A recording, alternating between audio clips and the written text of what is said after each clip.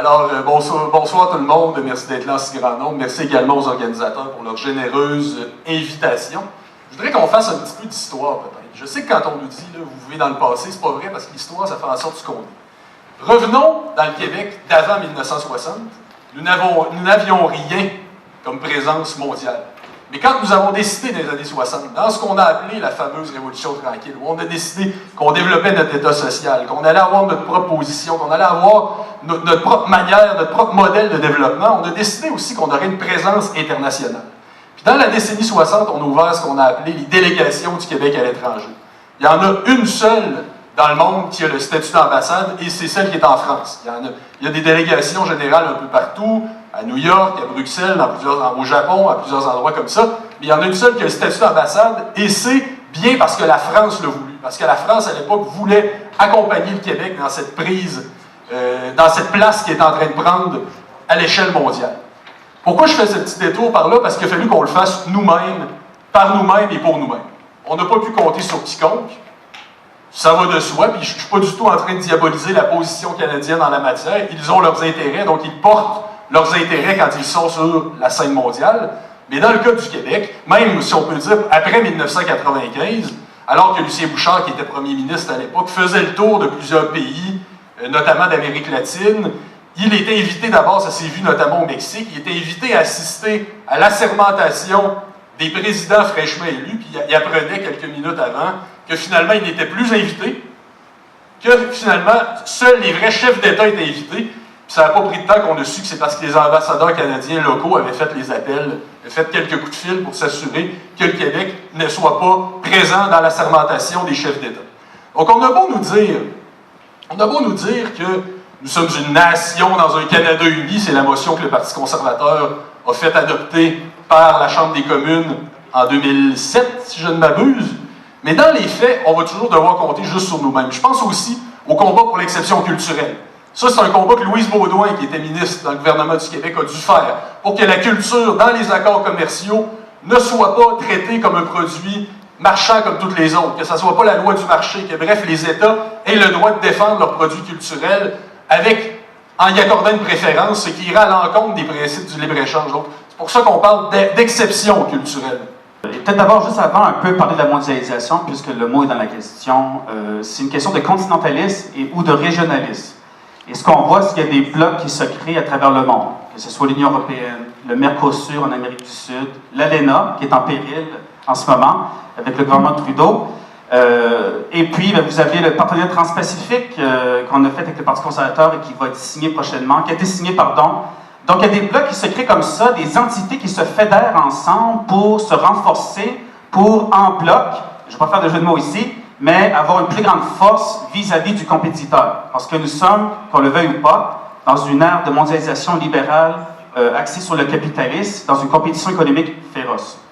Mon retour historique est ici, messieurs et mesdames, ou mesdames et messieurs, c'est-à-dire qu'en 1867, c'est exactement ce qu'on a fait, nous, au Canada, pour faire face à l'ennemi américain de l'époque, pour faire face à la potentielle annexation. Annexation qui, rappelez-vous bien, aurait fait en sorte que tous les Canadiens français n'existent plus aujourd'hui. Parce que si nous aurions été annexés aux États-Unis en 1867, on aurait subi les mêmes lois linguistiques qu'ils avaient en Louisiane et dans le nord des États-Unis à l'époque, qui emprisonnaient carrément les francophones. Bref, en 1867, on a fait un bloc commun au Canada, des 4 colonies qui étaient présentes. On a créé un pays pour se protéger politiquement des États-Unis, pour se protéger économiquement des États-Unis et culturellement également. Donc, en quoi que le Québec gagne à rester dans le giron de notre grande fédération canadienne, chers mesdames et messieurs, c'est la même raison qu'en 1867, c'est pour faire bloc commun vis-à-vis la grande compétitivité économique dans laquelle nous nous insérons de plus en plus, que ce soit envers l'Union européenne. Dieu merci, grâce à notre force des 10 provinces et 3 territoires, nous avons réussi à signer, par exemple, le traité de l'accord de libre-échange avec l'Union européenne. Un marché de 400 millions de personnes, des dizaines de milliards de dollars par année. Je peux comprendre que peut-être que l'économie vous ennuie, c'est la même chose pour moi. Mais malheureusement, on vit dans cette ère où, et puis également vos pères, vos enfants, vos cousines, et vos tantes et vos oncles et vous-même, avez besoin d'un salaire pour payer votre mensualité. Ben, c'est ça l'économie au bout du compte, c'est survivre dans un monde difficile. Et bien le Québec, en étant au Canada, bénéficie de ce contexte de faire bloc commun. Et en plus, on est dans un bloc plus large, c'est-à-dire l'ALENA. Et c'est pour ça que nous, on veut aider le Parti conservateur, le Front libéral, pour s'assurer qu'on n'opère pas l'ALENA. J'ai combien de temps, monsieur? 15 secondes. Et puis, je vous dirais que non, le fait d'avoir donné une place au Québec à l'UNESCO, c'est une grande fierté. Également, le Québec a une place à l'Organisation internationale de la francophonie. Le Québec, grâce au Canada, parce que vous savez, là, le plan quinquennal des langues officielles, c'est 1,1 milliard de dollars pour la francophonie au Canada, qui exporte la culture des Canadiens français à travers le monde.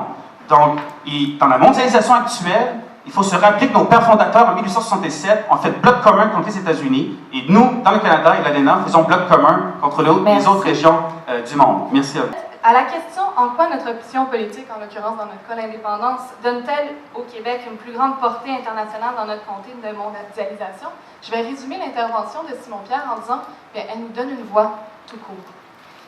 Parce que, oui, on mentionne la francophonie dont fait partie le Québec, on mentionne le fait que le Québec se tient debout à l'arrière à l'UNESCO. Il y a aussi quelques canaux de communication spéciaux entre des régions autonomes comme l'Alsace et le Québec. Mais on n'a pas cet accès direct au monde pour négocier en notre propre nom. Puis pour parler de l'ALENA, ben parlons-en. Parlons-en de l'ALENA. Parce que on ne négocie pas en notre propre nom. Puis ça, c'est très important en fait. L'accord qui va être signé, oui, on fait un petit peu de PR en ce moment avec des personnes importantes aux États-Unis. Oui, on fait un peu les nouvelles, on discute avec le Canada. On espère que les ministres canadiens vont retenir nos arguments. Mais ultimement, si le Canada décide qu'il signe un accord qui ne convient pas du tout à nos intérêts dans l'état des choses, on ne pourra pas s'en défaire. Puis, ce ne serait pas d'ailleurs la première fois que le Canada sacrifie des intérêts stratégiques du Québec pour le bien commun du reste du 77% de la nation canadienne. On n'a qu'à penser, on ne revient pas très loin dans le temps, quand on parle de l'accord économique et global, accord économique et commercial global, pardon, qui est entré en vigueur seulement l'an dernier, le Canada ne s'est pas du tout gêné pour sacrifier l'industrie des fromages, qui est une industrie florissante au Québec, afin de permettre de favoriser l'industrie bovine en Alberta. Donc, ils ont échangé, en fait, la possibilité pour l'Europe de faire importer ces fromages ici contre la possibilité pour les prairies d'exporter là-bas leur viande de bœuf. Et ça, c'est quelque chose qui est structurel, qui revient régulièrement dans notre histoire. C'est pas juste anecdotique. On peut revenir un petit peu de façon... on peut continuer de revenir dans le temps, en fait. Si on parle, en 2009, c'est pas international nécessairement, mais ça donne un exemple de ce que le Canada peut faire quand il y a eu la crise économique. Le gouvernement d'Ottawa a mis 10 milliards dans l'industrie automobile. Puis combien ont-ils mis dans l'industrie forestière qui représentait sensiblement le même nombre d'emplois, qui était également en difficulté, qui avait le même nombre d'emplois en jeu? Entre 1 et 2 de ce 10 milliards qu'il a mis en Ontario.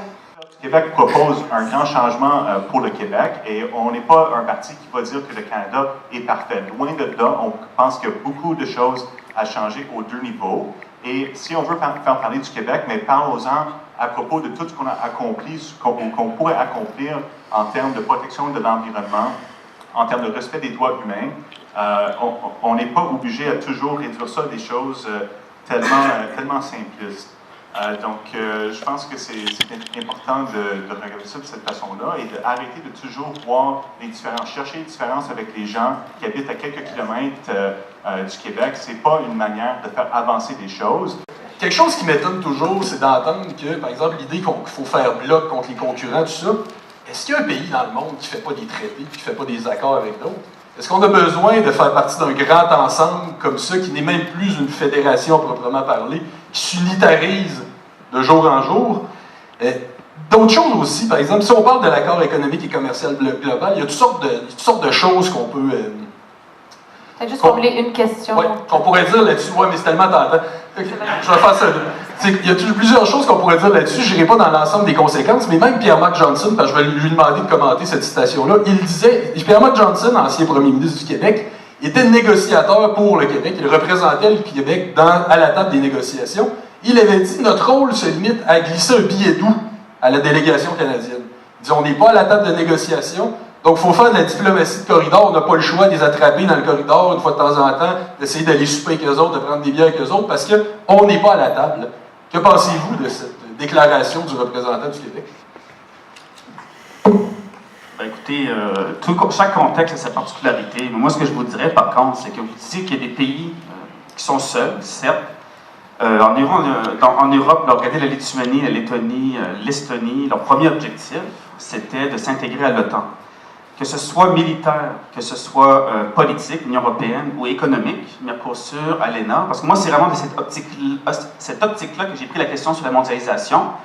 Donc, telle était ma réponse, mais le Québec tout seul ne pourrait pas, je pense, faire face aux empires économiques actuels comme l'Inde, la Chine, les pays émergents, le Nigeria, le Brésil, qui ont des populations de centaines de millions de personnes, qui ont une démographie grandissante énorme, un poids démographique et économique qui va en grandissant. Et donc, eux-mêmes, en tant que seul pays, comme l'Inde ou la Chine, peuvent faire seul front commun devant des blocs économiques comme l'Union européenne ou le Mercosur ou l'ALENA. Et nous, je peux vous dire quand même, les 8 millions de Québécois, autant bons que nous sommes, et grands, et forts et courageux, ce serait très difficile de se retrouver comme un pays, et ne serait que d'un point de vue économique, faire face à des puissances telles que l'Inde et la Chine ou l'Union européenne. Donc, moi, c'est la réponse que je vous donne, cher monsieur.